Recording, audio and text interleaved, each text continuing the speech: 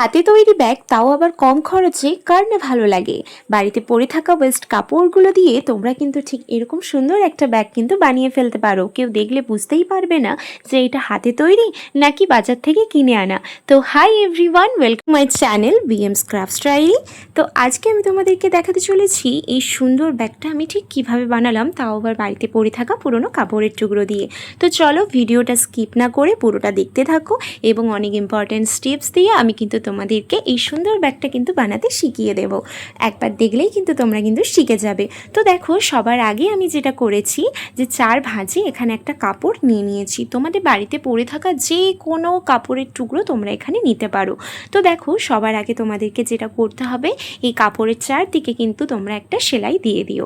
সেলাই দিয়ে দেওয়ার পর এর ওপর তোমরা একটা ক্রস করে সেলাই দিয়ে দিও, যাতে কাপড়টা এদিক ওদিক সরে না যায় এবং পরবর্তীকালে তোমাদের সেলাই করতে যাতে সুবিধে হয়। এরপর দেখো, আমি এখানে পট্টি লাগিয়ে ফেলবো। পট্টিটা কেন আমি লাগাচ্ছি এখানে, তোমরা পরে গিয়ে কিন্তু এর সুবিধে বুঝতে পারবে। তো অবশ্যই কিন্তু সবার আগে এখানে কিন্তু পট্টিটা তোমরা সেলাই করে নিও। পট্টিটাও কিন্তু বাড়িতে পরে থাকা পুরনো কাপড়ের টুকরো দিয়েই তোমরা কিন্তু সেলাইটা করে নিও, কারণ এটা যেহেতু আমি বানাচ্ছি পুরনো কাপড় দিয়ে, তাই পুরনো কাপড় দিয়েই এখানে কিন্তু পট্টি বানিয়ে ফেলবে। তো দেখো, আমি এখানে কালো কালারের একটা কাপড় নিয়েছি, যেটা আমার বাড়িতে ওয়েস্টভাবেই পড়েছিল। তো সেটা দিয়েই দেখো আমি এখানে সুন্দরভাবে পুরোটাতে কিন্তু পট্টিটা লাগিয়ে ফেলেছি। পট্টিটা আমি যেভাবে লাগাচ্ছি তোমরা কিন্তু ঠিক সেভাবেই এখানে পট্টিটা সেলাই করে নিও। তো দেখো, আমার পট্টি লাগানো এরপর এখানে কমপ্লিট। এরপর এটা আমি সাইডে রেখে দেব। তো আমার কাছে যে সমস্ত ওয়েস্ট কাপড়গুলো ছিল, আমি কদিন আগেই ভেবেছিলাম ফেলে দেব, তো সেইগুলো দিয়েই কিন্তু আমি এখানে পুরো ব্যাগটা বানাবো। তো তার জন্য তোমাদেরকে যেটা করতে হবে, এখানে সবার আগে একটা কাপড়ের টুকরো আমি নিয়ে নিয়েছি। তো সেটাকে আমি দেখো চৌকোভাবে এভাবে মুড়ে আমি এখানে সেলাই করব। তোমরা কিন্তু 2 থেকে 3 ইঞ্চি মাপের এখানে সাইজটা নিয়ে তোমরা কাটিং করতে পারো। তবে তোমাদের যদি মনে হয় যে লম্বা এবং চওড়াতে আমরা 2 থেকে 3 ইঞ্চি বাদ দিও আমরা 4 থেকে 5 ইঞ্চি সাইজের এখানে কাপড়ের টুকরো কেটে ঠিক এই ডিজাইনটা করব, তোমরা কিন্তু করতে পারো, তাতে কোনো সমস্যা নেই। তবে ছোট ছোট জিনিসটা হলে কাপড়টা তবে দেখতে কিন্তু সুন্দর লাগে, সেই জন্য আমি এখানে 2 থেকে 3 ইঞ্চি মাপের এর কাপড়ের টুকরোগুলো কেটে এই ডিজাইনটা করেছি। এরপর দেখো, তোমরা এখানে যেটা করবে, প্রথমে কাপড়ের টুকরোটা নেবে, ঠিক যেভাবে আমি মুড়ে দেখো 3 কোণা এখানে সাইজটা দিয়ে, মানে ত্রিভুজের মতো সাইজ দিয়ে এখানে সেলাই করছি, ঠিক সেভাবেই কিন্তু তোমরা এখানে সেলাইটা করে ফেলবে। এরপর দেখো, একটা একটা করে কিন্তু এরকমভাবে তোমরা এখানে সেলাই করে ফেলবে। তবে এখানে একটু একটা জিনিস লক্ষ্য রেখো, যে অবশ্যই কালার কম্বিনেশন বজায় রেখে কিন্তু এখানে সেলাই করবে। কোনোদিনও পিঙ্কের পর রেড কালার কিন্তু দিয়ে ফেলবে না, এতে কিন্তু কালার কম্বিনেশনটা ভালো লাগবে না। তো অবশ্যই এই জিনিসটা লক্ষ্য রেখে এখানে একটু সেলাইটা করে ফেলবে। আর অবশ্যই ধৈর্য রেখে কিন্তু পুরোটা সেলাই করবে, কারণ ধৈর্যের ফল তো ভালোই আসে। কারণ তোমরা যদি ধৈর্য রেখে এই পুরো সেলাইটা এখানে করতে পারো, তাহলে লাস্টে কিন্তু তোমরা দেখতে পাবে একটা খুব সুন্দর লুক এসেছে, যেটা তোমরা এক্সপেক্ট করেছিলে। তবে অবশ্যই তাড়াহুড়ো করবে না, তাড়াহুড়ো করে করতে গেলে কিন্তু এখানে সেলাইটা বিগড়ে যেতে পারে বা ভালো হতে নাও পারে। তো এইটা অনেক ধৈর্য রেখে আমি সারাদিন ধরে এই কাজটা করেছি। তো তোমরা ফলটা দেখতেই পাচ্ছ ঠিক কতটা সুন্দর লেগেছে। তোমরা কিন্তু এটা পাপোশ হিসেবেও ব্যবহার করতে পারো, তবে এত কষ্ট করে আমি এটা বানিয়েছি, পাপোশ হিসেবে ব্যবহার করব ঠিক আমার ভালো লাগলো না, সেই জন্য আমি ভাবলাম এটাকে ব্যাগই বানাবো। তো তোমরা দেখো, ব্যাগের জন্য এখানে কিন্তু আমি দড়ি নিয়ে নিয়েছি দুটো, এবং তার সাথে নিয়ে নিয়েছি একটা চেন। তোমরা এগুলো যে কোনো টেলার দোকানে কিন্তু পেয়ে যাবে। দড়িটা কিন্তু তোমরা হ্যান্ডমেডও বানাতে পারো, সেটা তোমাদের ইচ্ছে। তবে আমি এখানে এর সাথে ম্যাচিং করে এই দড়িটাই নিয়েছি, কারণ এই দড়িটাই এখানে খুব সুন্দর লাগছিল। তো দেখো, এখানে আমি কিছুটা দূরত্বে দাগ দিয়ে দিয়েছি 2 দিকে। এরপর ফার্স্টে আমি এখানে দড়িটা সেলাই করে নিচ্ছি। তো তোমরা চেন লাগাবে না সবার আগে, কারণ চেনটা লাগিয়ে নিলে দড়িটা লাগাতে একটু প্রবলেম হবে।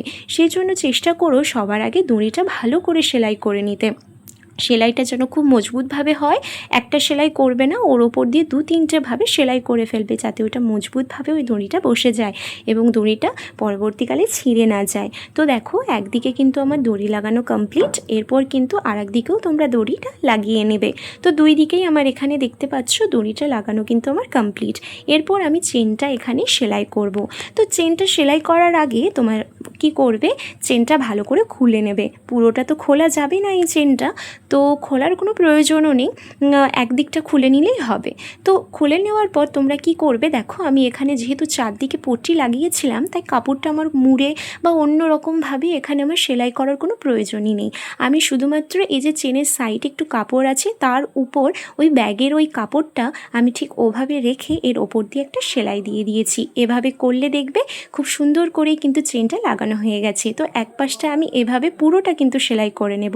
এক পাশটা যেভাবে আমি সেলাই করছি সেম একই রকমভাবে আর এক পাশটাও কিন্তু তোমরা ঠিক ওভাবেই সেলাই করে নেবে। সেলাইটা একটু ডাবল সেলাই করবে, তাহলে দেখবে মজবুতভাবে কিন্তু আমাদের এই চেনটা ব্যাগের সাথে কিন্তু সেলাই হয়ে গিয়েছে। তো তোমরা দেখতেই পাচ্ছ কত সুন্দর করে আমার এই চেনটা ব্যাগের সাথে সেলাই হয়ে গিয়েছে।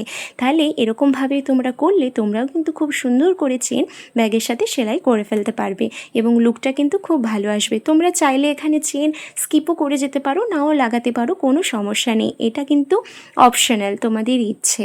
তবে ব্যাগের লুকটা একটু ভালো দেওয়ার জন্য আমি কিন্তু এখানে চেনটা লাগিয়েছি।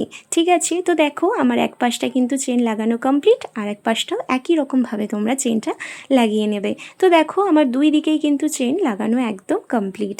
এরপর তোমরা যেটা করবে, সাইডে তোমরা এমনি নর্মালভাবে এর ওপর দিয়ে একটা সেলাই দিয়ে দিতে পারো, কিংবা যদি তোমাদের মনে হয় যে একটু নিচের দিকটা যাতে চওড়াভাবে থাকে এবং জিনিসপত্র বেশি করে ব্যাগেতে রাখবে, তাহলে কিন্তু আর একটা প্রসেস, মানে একটু নিচের দিকটা মুড়ে তার ওপর একটা সেলাই দিয়ে দিতে পারো। তো দু রকম আমি দেখালাম, তোমরা দু রকমের মধ্যে যে কোনো একটা করতে পারো, কোনো সমস্যা নেই।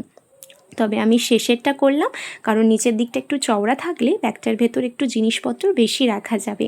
তো সেই জন্য আমি জিনিসটা এভাবে মুড়ে এর ওপর দিয়ে কিন্তু একটা সেলাই দিয়ে দিয়েছি। তো সেলাই দিতে গেলে তোমাদেরকে ফার্স্টে যেটা করতে হবে যে সবার আগে ওভাবে এক পাশটা একটু মুড়ে এর ওপর দিয়ে 3-4 বার সেলাই দিয়ে দেবে। এর কারণ হচ্ছে যাতে ওই সেলাইটা খুলে না যেতে পারে এবং পরবর্তীকালে তোমরা ব্যাগেতে কিছু রাখলে সেটা যাতে পড়ে না যায়, সেই জন্য একটু বেশি করে ওখানটায় সেলাই দিয়ে দিও। নইলে কিন্তু পরবর্তীকালে তুমি হয়তো একটা সিঙ্গেল সেলাই দিলে এবং পরবর্তীকালে ওখানে ছিঁড়ে গেল, তোমার প্রয়োজনীয় ব্যাগের সামগ্রী কিন্তু বাইরে পড়ে যেতে পারে। এটা একটু ভেবেচিন্তে তোমরা কিন্তু ডাবল সেলাই করে ওই ব্যাগটাকে সেলাই করে নিও। ঠিক আছে, তো দেখো আমার কিন্তু দুই সাইডেই এখানে কিন্তু সেলাই করা কমপ্লিট। তোমরা ব্যাগটা দেখতেই পাচ্ছ ঠিক কতটা সুন্দর লেগেছে। এই সুন্দর ব্যাগটা বাড়িতে কিন্তু তোমরা প্রত্যেকেই অনায়াসে বানিয়ে ফেলতে পারবে। তো এরকম ভিডিও পেতে আমার চ্যানেলটাকে সাবস্ক্রাইব করতে কিন্তু ভুলো না। ভিডিওটা যদি তোমাদের ভালো লেগে থাকে লাইক, কমেন্ট এবং শেয়ার করে দিও। আর তোমাদের এই সুন্দর সুন্দর কমেন্টগুলো আমাকে কিন্তু এরকম ভিডিও বানাতে আরও অনুপ্রেরণা দেয়। তাই আজকের জন্য বাই, তোমরা সবাই ভালো থেকো।